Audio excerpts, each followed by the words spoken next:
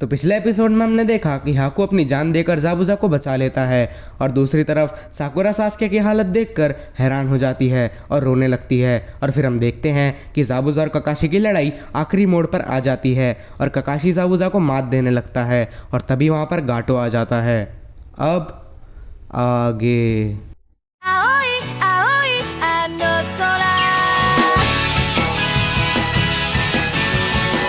Episode की शुरुआत में हम देखते हैं कि ज़ाबुज़ा गाटो को ब्रिज पर देखकर कहता है, गाटो मैं कुछ समझा नहीं, तुम यहाँ क्या कर रहे हो और तुम्हारे साथ ये लोग कौन हैं? तो गाटो कहता है, बात ये है ज़ाबुज़ा कि प्लान में कुछ बदलाव हो चुके हैं और नए प्लान के हिसाब से तुम अभी और इसी वक्त इस ब्रिज पर ही मरोगे।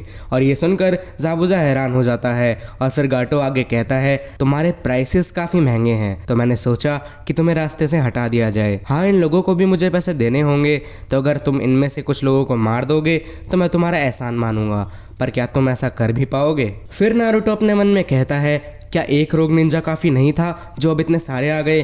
और फिर ज़ाबुज़ा कहता है, लगता है हमारी लड़ाई खत्म हो चुकी है ककाशी, अब जब मैं गाटो के लिए काम नहीं कर रहा ताजुना सुरक्षित है। और इसके जवाब में ककाशी कहता है, हाँ। और फिर गाटो हाकू के पास आकर कहता है, तुमने मेरा हाथ लगभग तोड़ ही दिया था लड़के, मुझे कब से तुमसे हिसाब चुकता करना था, पर अफसोस है कि तुम अब जिंदा नहीं हो। और ऐसा कहकर वो हाकू को लात मार देता है, जो देखकर नारुतो को बहुत गुस्सा आ जाता है और वो गुस्से में गाटो की तरफ भागता है, लेकिन ककाशी उसे रोक लेता है। और फिर नारुतो कहता है, तुम चुप क्यों हो ज़ाबुज़ा, क्या तुम उसे ऐसा करने दोगे? तो ज़ाबुज़ा कहता है, चुप करो बेवकूफ़, अब हाकू मर चुका है, अब इसका कोई फ़ायदा नहीं। तो नारुतो कहता है, तो इसका मतलब है कि तुम कुछ नहीं करोगे? तो ज़ाबुज़ा कहता है, तुम्हें शिनोबी होने का मतलब नहीं पता, मैंने बस उसका इस्तेमाल किया जैसे गाटो ने मेरा इस्तेमाल किया, लेकिन अब सब खत्म हो चुका है और वो मेरे किसी काम का नहीं। हाँ, उसकी स्किल्स मेरे लिए मायने ज़रूर रखती थी, पर ये लड़का ये मेरे किसी काम का नहीं। और ये सुनकर नारुतो कहता है, अगर तुम सच में ऐसा सोचते हो तो तुम उससे भी ज़्यादा घटिया इंसान हो जितना मैंने सोचा था। तो ककाशी कहता है, अब चुप भी हो जाओ नारुतो, वो अब हमारा दुश्मन नहीं रहा। तो नारुतो कहता है, अब बस भी कीजिए, मेरे हिसाब से यही हमारा सबसे बड़ा दुश्मन है। आखिर तुम इतने खुदगर्ज क्यों हो? हाकू ने तुम्हारे लिए कितना कुछ किया, उसने तुम्हारे लिए अपनी जान तक दे दी, तुम ही उसके लिए सबसे खास थे, पर तुम कहते हो कि वो तुम्हारे लिए कोई मायने नहीं रखता। उसने अपना सब कुछ कुर्बान कर दिया, यहाँ तक कि खुद को भी। उसका बस एक ही सपना था कि तुम्हारा सपना पूरा हो जाए, पर वो तुम्हारे लिए कुछ नहीं था। अगर मैं और ताकतवर बन जाऊंगा तो क्या मैं भी तुम्हारी तरह हो जाऊंगा?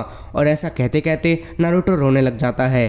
और फिर ज़ाबुज़ा कहता है, तुम कुछ ज़्यादा ही बोलते हो लड़के, तुम्हारे शब्द तलवार की तरह चुभ रहे हैं। और फिर हम देखते हैं कि ज़ाबुज़ा रो रहा होता है और फिर वो कहता है, जब हाकू तुमसे लड़ रहा था तो उसका दिल धीरे धीरे टूटता जा रहा था। हाकू हमेशा से ही बहुत नरम दिल और दयालु था, मुझे दुख है कि उसका अंत ऐसे हुआ। और फिर वो अपने मुंह की पट्टी अपने मुंह से ही हटा देता है और फिर वो कहता है, क्या हुआ बच्चे, अब तुम चुप क्यों हो गए?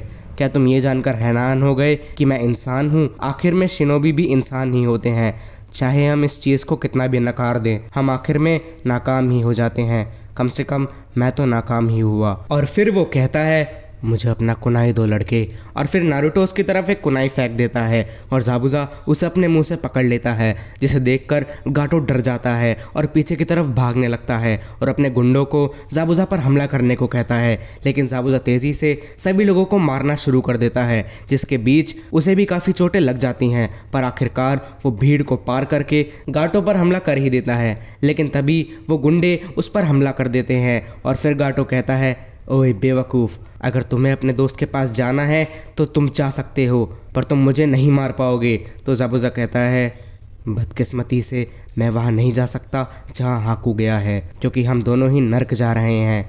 मैंने सुना है कि वहाँ बहुत से अलग अलग डीमंस होते हैं, मैं वहाँ एकदम फिट बैठूँगा, पर तुम गाटो नर्क की आग में चलोगे। और ऐसा कहकर वो उस पर वार कर देता है और उसे ब्रिज से नीचे गिरा देता है और फिर वो हाकू की तरफ बढ़ने लगता है, पर वो रास्ते में ही गिर जाता है और कहता है, माफ़ करना कि मैं तुम्हें कभी थैंक्स नहीं बोल पाया, गुड बाय हाकू। और ऐसा कहकर वो गिर जाता है। फिर हम देखते हैं कि सास्के को होश आने लगता है और फिर वो कहता है, साकुरा हटो मेरे ऊपर से, मैं सांस नहीं ले पा रहा।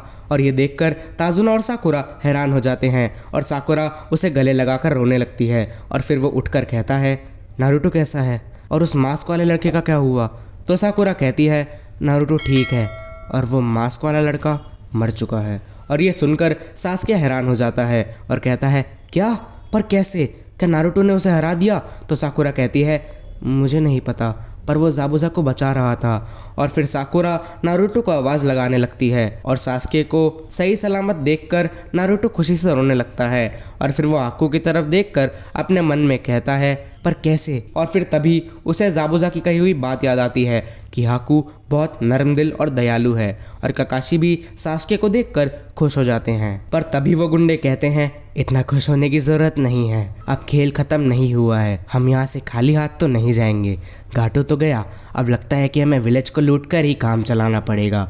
और ये सुनकर नारुतो ककाशी से कहता है चलिए ककाशी सेंसे, आपके पास कोई तो जुत्सु होगा इन्हें रोकने का। तो ककाशी कहता है नहीं नारुतो, मैं अपना काफ़ी चाकरा यूज़ कर चुका हूँ।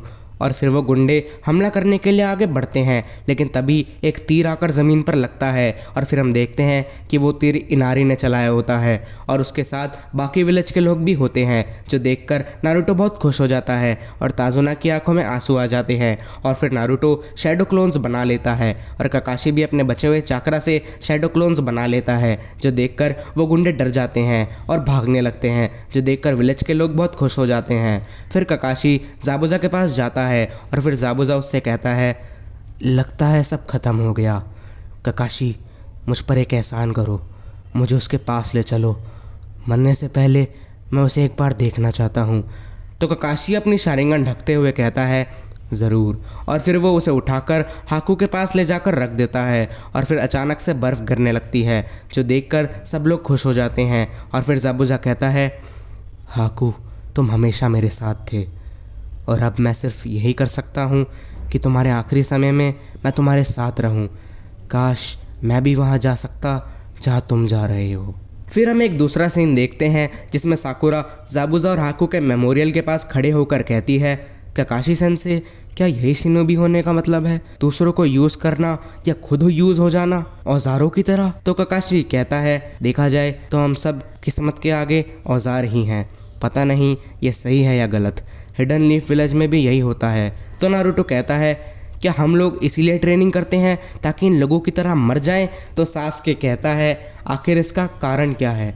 तो ककाशी कहता है ये एक ऐसा सवाल है जिसका कोई जवाब नहीं। और फिर नारुतो कहता है मैंने डिसाइड कर लिया है, मैं अपना खुद का शिनोबी का तरीका ढूंढूंगा, एक ऐसा तरीका जिससे मुझे कोई पछतावा ना हो। और नारुतो की ये बात सुनकर ककाशी मुस्कुराने लगता है। फिर हमें एक दूसरा सीन दिखाया जाता है जिसमें टीम 7 वापस कोनोहा जा रही होती है और पूरा विलेज उन्हें छोड़ने आया होता है। और फिर इनारी थोड़ा इमोशनल होकर नारुतो से कहता है तुम वादा करते हो कि तुम वापस आओगे? तो नारुतो भी इमोशनल होते हुए कहता है ज़रूर, वैसे तुम रो सकते हो इनारी, इसमें कोई बुरी बात नहीं है।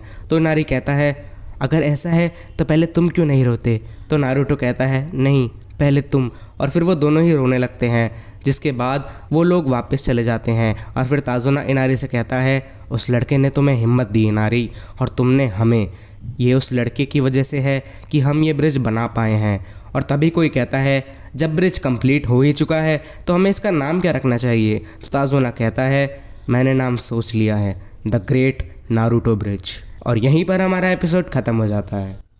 अगर वीडियो पसंद आई हो तो लाइक कर देना, ऐसी ही और वीडियोस देखने के लिए सब्सक्राइब कर देना चैनल को, और ये वीडियो अपने चाहने वालों के साथ शेयर ज़रूर करना। Thanks for watching.